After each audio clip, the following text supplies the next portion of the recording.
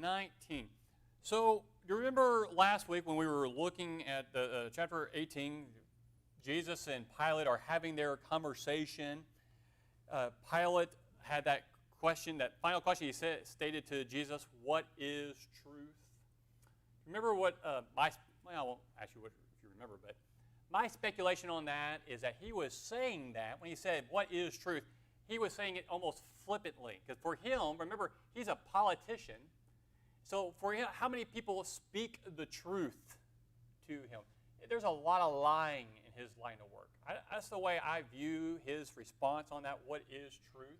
Everyone's a liar. And so he goes out there and he tells the Jews in verse 38, I find no guilt in him, but you have a custom that I release someone to you. You want Jesus, you want Barabbas. Here he's called a robber. Other places he's called a murderer, an insurrectionist. And of the two, the people picked Barabbas to be released. And I believe that he is trying to let Jesus off. Now, don't think for a moment, try to not think about what you already know about Pilate. As if you were reading through the gospel and this is the first time you've come across Pilate in chapter 18. Does he come across as a good guy trying to let Jesus go? He does, doesn't he? Is he a good guy trying to let Jesus go? He is not. He is not. He could care less if Jesus gets off the hook or not. He is not looking to let an innocent man go. I don't think he cares about that. And chapter 19, the opening of it, is going to reveal that to us. So the people picked Barabbas to be released. John gives us a little more detail of what's going on in this current situation than the other Gospels. In verse 1, it says, Pilate then took Jesus and scourged him. And the soldiers twisted together a crown of thorns and put it on his head and put a purple robe on him. And they began to come up to him and say, Hail, King of the Jews, and to give him slaps in the face. Now, let's stop right there. Do you remember the Jews would not enter into where Pilate was at, right? He went back inside he's inside the praetorium. He would come out there to him. But there's this big open area where you could walk in. Standing on the outside, it wasn't like they were looking through some narrow door. They could see into that courtyard area. They could see Pilate. They could see Jesus and the soldiers. They could see the scourging going on. Later on, when it says he came back out to them, he was there the whole time. If you've seen the movies, a lot of the depictions of the scenes of this area, when usually they take Jesus and in those movies and they take him to another room. That is not what happens. Pilate is witnessing this occur. The Jews can see this happening, or at least hear it, that they can't see over top of the crowd. Everyone sees what's going on. And my other question to you would be this. Why would the soldiers say, Hail Jesus, King of the Jews? Why did they think he was, or was known as, a king of the Jews? Where did they hear that? They didn't just make it up. Who did they hear that from? Pilate. That's right, Pilate said it. In fact, I speculate he encouraged them to do this. I think there's a lot of political maneuvering going on. Pilate is what? What's his position? What is his role? Governor. He hasn't been there that long. He just got down there. We don't know too much about his past, but we do know he was a pretty evil guy, and he hated the Jews. He did not like them. He wasn't put down there as punishment. He was put down there to keep the Jews in line. If you're the governor, does it look good if a mob can show up at your house and bully you into having someone put to death? Does that look good? Does it ever look good, even if it's for a just cause? No, it doesn't. Pilate is not wanting to get bullied into doing this. And so he's throwing other possibilities, other options out there. He's not a nice guy trying to let Jesus off. He's not trying to show him mercy. What is scourging? What kind of whip do they use? Have you ever read about this? They'll have a whip, and they'll have multiple tassels on it. And then these leather straps, go ahead. They'll put nails, scraps of sharp rocks, other bits of metal, whatever. They'll stick it on there so that when they whip you with it, it sticks into the skin, and it lays you open. This didn't happen in some other room. It's happening in front of everybody. So when they're mocking Jesus, calling him Hail the King, the Jews see and hear this. Pilate is witnessing this. He's okay with it. That is not someone showing mercy. Not a good guy. I say that because I see a lot of shows and movies that kind of give this idea when he sees Jesus after the scourging, he's got this look of concern. He knew exactly what he was calling for when he called for him to be scourged. And so the soldiers do this. Pilate came out again. Verse 4, when he came out, he didn't come out from wherever he was at. He was back inside the praetorium. He came back out to talk to the Jews. Came out again and said to them, that's the Jews, behold, I am bringing him out to you so that you may know that I find no guilt in him. Now that's odd. He just had him scourged. How does that find no guilt in him? Why do you scourge somebody? Yeah, that's right. To get a confession. He didn't get one. He didn't start crying out for mercy. I didn't do this. I'm sorry. I apologize. Or whatever it was. He didn't get anything from him. I find no guilt in him. He tells that to the Jews. I find no guilt in him. Verse 5, Jesus then came out wearing the crown of thorns and the purple robe. Pilate said to them, behold the man. That word there, behold, can be translated as see, but we use the word behold in English to try to get across the Greek. He was telling them, take a good look. Behold the man. Does that man, who's now been stripped, wearing a purple robe, he's got the crown of thorns, he looks ridiculous. He's bleeding from head to toe. Does he look like a threat? The man. There he is. Do you really want to put him to death? So behold the man, verse 6. So when the chief priests and the officers saw him, they cried out, crucify, crucify. Now that's interesting. That is very specific from they, or the Jews. It's the leadership calling out. When Pilate brought him out, and they could see Jesus, see what had happened to him, see that he is really no threat at all, behold the man, Pilate is working the crowd, trying to get them to say, you know what, that's enough. He's had enough, we're done. Yeah, we don't need to crucify him. I think the officers and those officials of the Jews, they recognized what Pilate was doing. Before the crowd could intimate their thoughts, they yelled out, crucify, crucify. They wanted to make sure everyone stayed on message of what they were wanting. I see political maneuvering happening between Pilate and the Jews. He was trying to stop the crucifixion because he didn't want to get bullied into it. They wanted it. Everyone's lying.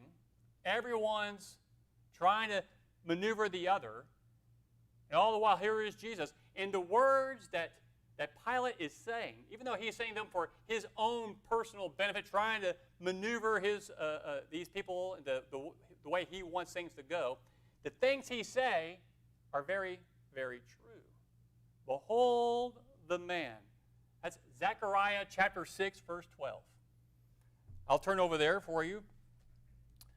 In the New American Standard Bible, it says, they say to him, thus says the Lord of hosts, behold the man, whose name is Branch.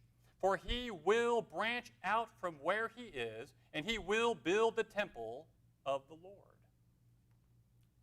I do not think that Pilate was thinking of Scripture, Jewish Scripture, when he said that. But I think God knew he was going to say that, because isn't that exactly what's going to happen? Here he is. He's the branch. He's about ready to become the tree, to branch out to all mankind at this death on that cross. Behold the man. Just like Caiaphas, when he said that it is expedient for one man to die and that the whole nation may not perish. When he said that, he just wanted to put Jesus to death, but he was prophesying, the text tells us, of what needed to happen. See, they may be saying things thinking one thing, but God is directing the path, aren't they? Isn't he? Setting up what he knows needs to happen. And here is Jesus standing before those Jews. Pilate's trying to maneuver things. The Jews are trying to maneuver things. The Jews will end up winning and getting him crucified. They think they're in control, but who's really in control? Who's making this happen? God is. God is making making it happen. He is in control of this whole situation. So crucify, they said. Pilate said to them, take him yourselves and crucify him, for I find no guilt in him. Verse 7. The Jews answered him, we have a law, and by that law he ought to die because he made himself out to be the Son of God. Now wait a minute. He just said, take him yourselves and crucify him. And then they said, well, we have a law, and he ought to die. But didn't he just say that you could do it? Are the Jews allowed to put anyone to death under Roman law? No. And I think Pilate knew that.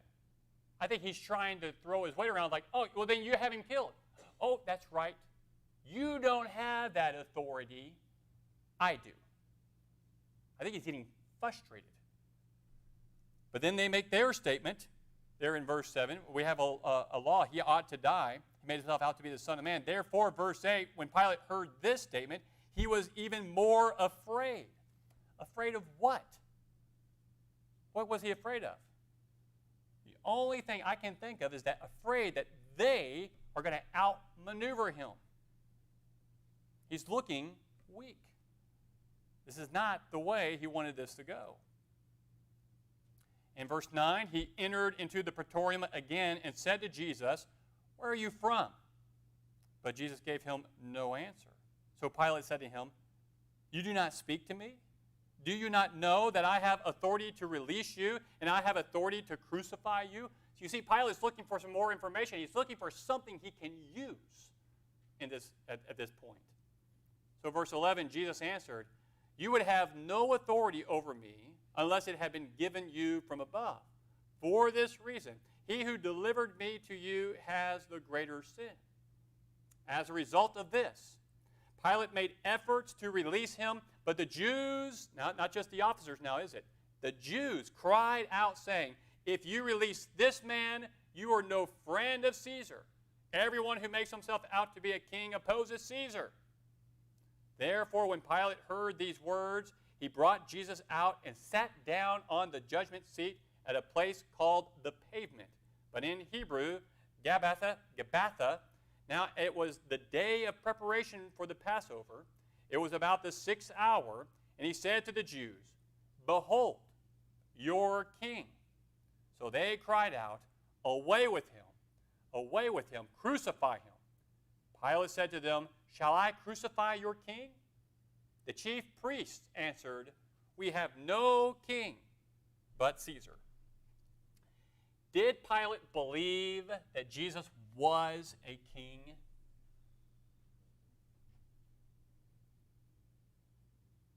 No, I don't think so. Did he pause for thought, do you think, at the end Who, there? Pilate? I don't know. I don't believe he thought he was a king. I think he thought he was just a man. He's caught in the middle of this. I don't think he cared anything about Jesus. He just wanted to get out of this situation. So, behold the king. He's just trying to poke at the Jews. And then the Jews, do they really believe, the chief priests, do they really believe that Caesar's their king? How many Jews would ever say, Caesar's my king? They hated the Romans. And they did not like Caesar. Why are they saying that here? political maneuvering. But the things that Pilate was saying, behold the man, behold the king, human, the divinity of Christ, he was saying things that were very true. He didn't understand them, but they were true. And just like in the previous chapter we were talking about last week, Jesus, when he caused those men to fall down, when he said, I am, I think he was trying to get their attention. Even now, doing that again. And yet they cannot see. They could not see. They were so wrapped up in their own game that was going on there, they couldn't see what was happening, who this was that was standing right there in their midst. He was the king. Not was. He is the king. He's Christ. And they missed it. And they put him to the cross. John doesn't get into this, but when he does say it is finished, what happened? Remember all the events that occurred at his death? What were a few of those events that occurred? It's from the other Gospels. Yeah, it was middle of the day and it got dark. The veil tore. What are you going to say, Caleb? Yeah, there was a great earthquake. That was the only shock. And when that earthquake occurred, one of the soldiers that was standing there by the cross, what did he say? Surely this was the Son of God. That's right. That's huge. The tombs opened up and the dead were raised and they were walking into the city. Yeah, and that is true. There was no court. This was not some proceeding. This was not any trial was ever took place. All that was overlooked, just like it was with the Jews. They did it in the dead of night, not with the council the way they were supposed to. There was no actual trial. Again, we talked about that last week, how they didn't bring them before in a trial in the way they were supposed to, and Jesus recognized that. There was no witnesses, except for those that they paid who came in the dead of night and not before the council the way they should have. And the same here with Pilate. There was no trial. It wasn't done in the proper way. It wasn't, and none of it was, because everyone was looking to get something out of this. For Pilate, he didn't want to look bad. He just got here. He's trying to do everything Caesar wants because, like Tim said, he's vying for greater position. And if things go south here in Palestine for him, he is not going to get that next promotion in his line of work. And he sees that. He needs this to go away. He needs it to go away. And so what does he do? I wash my hands of it. Do with him as you want. And he lets it be. But the last thing he did, he wrote that inscription, Jesus the Nazarene, King of the Jews. Oh, no, don't say that. Say that he said he was a king of the Jews. I have written what I have written. Because he hated the Jews. And he's going to have more reason because things are going to really spiral out of control and his whole career is shot after these events and several others that occurred later on. But what I want us to see was all the things that are happening here is that everyone's stopped paying attention to Jesus. It's a political bannering going on between the two. What did Jesus just go through? Did you know that he never fell down in his scourging? The soldiers are coming along, smacking him upside the head. They're not getting down there to smack him. Tie him up. And then he walks out. And then he carries the cross about halfway after the scourging. Don't they see all that he's going through? And yet his dignity is still in place. But they were too busy fighting with each other, political maneuvering, to see what was going on. And I think John the Apostle was still there. That's probably why we get the kind of details we get in this conversation between the two. And off to Golgotha he goes for you and for me. I know whenever I read through that in the Gospels, sometimes it comes across that Pilate's this good guy, and I've seen TV shows now, I've seen some movies. They always try to paint Pilate in a better light. He was playing politics, the life of a man, scourged him for really no good reason. Where were the witnesses? Where were the accusations coming from, other than just hearsay? He didn't care. That was not important to him. As Tim was intimating, he had higher ambitions, and Jesus was just in the way in those ambitions. It's sad how all these events played out, but while all this was sad, who was in control? God was. So was Jesus. He proved it in the Garden of Gethsemane. He was in total control of that situation. He let them take him. And when he gets on that cross, he gave up the Spirit. He chose when he died. And that is our God. And he did that for us. What a blessing he is. Well, I know that wasn't the kind of lesson or class we generally have as more informational, but I wanted us to see that opening of what was going on there. Kind of picture that in your minds as we work through that. We're going to look in chapter 20 next week for Pew Packers. We'll study through that one. So read ahead, especially chapter 21. I definitely want us to get into that when we get to that as we begin to close out the Gospel of John. Any comments or questions on that before